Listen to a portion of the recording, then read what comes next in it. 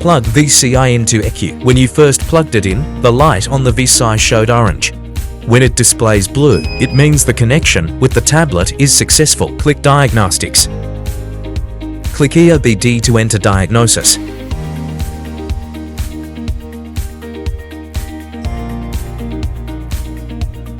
Click DTC and FFD.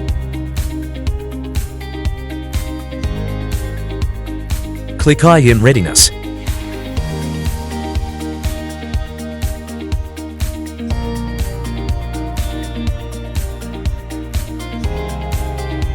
Click Live Data.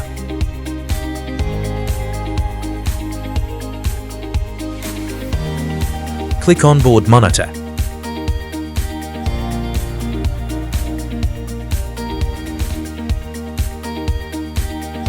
Click Component Test.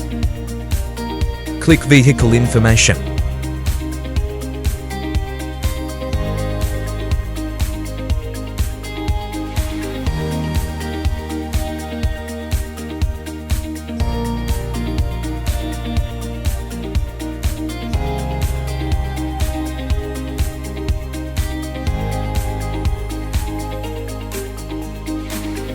Click Vehicle Status.